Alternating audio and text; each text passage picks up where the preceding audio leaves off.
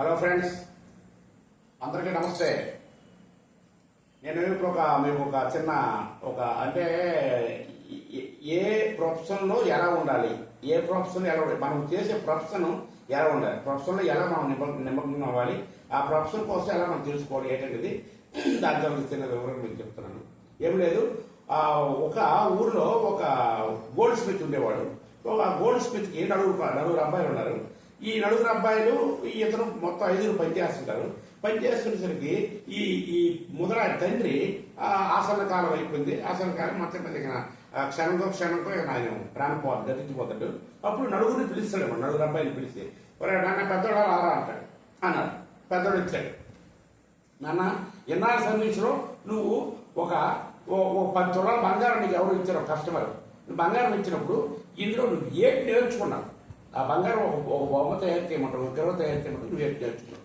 నాన్న, నేను నేర్చుకున్నది, నేను తెలుసుకున్నదల్లా నీ బ్రతుకు తీరు కోసం నువ్వేం నేర్చుకున్నాడు. ఇక్కడ నాన్న, 10 తులాల బంగారం ఆయన ఇస్తే 2.5 తులాలు నేను తింటాను, 7.5 కస్టమర్ చూపిస్తాను, నువ్వు పనికిరావు పక్కేది.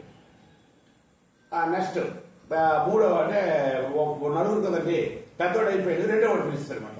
నాన్న, నువ్వేం నేర్చుకున్నావు. నాన్న, నేనేమో 50% తినేస్తాను, 50% కస్టమర్ చూపిస్తాను. ఓకే సరే, నువ్వు పక్కకి వెళ్తావు, తర్వాత ఆలోచన అని 3వ వాడు పిలుస్తాడు. నాన్న, నువ్వేంటిరా. నాన్న, 30 వాడ నేను తినేస్తాను, 1/4 వాడే వాడికి కస్టమర్కి నేను చూపిస్తాను అంటాడు. సరే, 4వ వాడు అంటాడు. నాన్న, నువ్వేం నేర్చుకున్నావు. నాన్న, తులం బంగారం 10 తులాల బంగారం కానీ 100 తులాల బంగారం కానీ ఆ కస్టమర్ ఇచ్చినప్పుడు, ఒక విగ్రహం మనకు ఒక విగ్రహమో లేదా ప్రతిమో ఏదో తయారు చేయబడి ఇచ్చినప్పుడు, ఆ 100 తులాల బంగారం నాకు ఇస్తే నేను వాళ్ళు చూస్తుండగే వాళ్ళు చేస్తుండే ఆ 100 తులాలు నేను మింగేస్తాను, ఆ 100కు 100 వాళ్ళకి చూపిస్తాను. శభాషరా, నువ్వురా నా కొడుకు అని ఉదయం మీద తట్టి, నువ్వురా బ్రతకనేట్లాడు ఉదయం మీద తట్టి ఆయన తెలిపోతాడు. తెలిపోయిన తర్వాత ఈ వార్త రాజుకు తెలుస్తుంది అనమాట. అంటే అంత తెలివి వాడికి ఉందా. ఇటు చూస్తుండగే మనకు తులం బంగారం తులము గోల్డ్ కూడా కాకుండా మనకు చూపించేస్తాడు. ఎలా చూపిస్తాడు? పిల్లల్ని అంటున్నాని వాడిని రప్పిస్తాడు. అబ్బాయి ఆ 4వ వాడిని రప్పించి కూతురు పెడతాడు. ఏడమ్మ మీ నాన్నగారు చెప్పేవాడు, కరెక్టే సార్, ఎలా రా చేయగలవు, అలాగే చేస్తాను, నాకు ఆ ఛాయిస్ చెప్పుకుంది. అయితే నువ్వు ఎక్కడుంటే నా ఎదురుగా నేను ఇస్తాను, నువ్వు వస్తువు తయారు చేయాలి, ఆ వస్తువును వేడి చేయాలి, నా ఎదురుగా ఎక్కడ కావాలని ఇక్కడ తయారు చేయాలి, ఎక్కడ తయారు చేయాలి, నువ్వు అందులో నువ్వు ఎలా తింటే వేడి చేస్తా నేను చూస్తాను. ఏమన్నా బాబు, మీరు ఇచ్చింది అలా నేను మింగేస్తాను, మీకు చూపిస్తాను. ఏంటిది ఆశ్చర్యంగా ఉంది అని అద్భుతంగా ఆలోచిస్తే వెంటనే తప్పని కొట్టి పరిచారానికి వస్తే 100 తులాలు బంగారం ఏంటంటే ఒక విగ్రహం, ఒక లక్ష్మీదేవో లేదా వెంకటేశ్వరుడో లేకపోతే కూడా విగ్రహం తయారు చేయని చెప్తాను. కానీ ఇస్తున్నాను, కానీ ఇది చేసినంతసేపు నువ్వు ఇక్కడే ఉండాలి, నేను ఇక్కడే ఉంటాను, నేను చూస్తుంటాను ఇక్కడే, నా దగ్గర నువ్వు చెయ్యాలి, లేక అక్కడ వెళ్ళడం వీలేదు, అది అక్కడ పట్టుకెళ్ళడం వీలేదు, నా ఎదురుగా చేయాలి. అలాగే సార్, అలాగే బాబు, మీ ఎదురుగా చేస్తాను, మీ ఎదురుగా చేస్తాను, మీ ఎదురుగా ఉంటుంది. అయితే రాత్రికే నువ్వు భోజనం ఇంటికి వెళ్ళాలి, పడుకోవడం, ఈ విగ్రహం ఇక్కడే ఉంటుంది. దానికి తలుపులు వేసి తాళాలు వేసి వెళ్ళిపోవడం, నువ్వు వెళ్ళిపోవడం, మీ ఇంటికి నా తెల్లవారు రావడం, నువ్వు పడుకోవడం. అలాగే బాబు, మీ ఎదురుగా చేస్తాను. భయం పడమంటే ఏం దానికని చెప్తున్నాను. అంటే చాకచక్యం అంటే ఉండాలి వర్క్లో, నీవు చేసిన వర్క్లో ఇది నిమగ్నంతో ఉండాలి. అప్పుడు చూశాడు, చూసి ఏంటి ఇదంతా ఆశ్చర్యంగా ఉంది, అవి ఎడగీడు ఈ 100 తులాలు ఎడక్కుంటే అసలు నాకు అర్థం కావట్లేదు. రాజు ఒకే దృష్టి పెట్టుకొని ఈ గేదె లేక తేలుస్తుంది వాళ్ళకి 100 తులాలు తెప్పించి స్టార్ట్ చేయమన్నాడు. ఆ 13 తెచ్చుకున్నాడు, అంతా కొట్టాడు. ఆవేళ ఏదో ఆయన పైన ఆయన చేస్తున్నాడు. చేసి సార్ నేను రాత్రికి ఇంటికి వెళ్ళిపోతాను సార్ అని. సరే వెళ్తామని, ఇగో మేము కూడా ప్రతిమ ఉంది, అందరూ బయటికి పోతాం. అందరి ఎదురుగా తాళాలు వేసి, ఆ రూమ్ తాళాలు వేసి ఆయన వెళ్ళిపోయాడు. ఆ ఇంటికి వెళ్ళిపోయాడు. అయిపోయింది. మరుసటి రోజు వచ్చాడు. అలాగ ఒక నెల రాజు అక్కడే చేస్తాడు. పోతే పోయి ఈ ఏడు కనిపెడతాను, ఎలా తినేస్తాడు.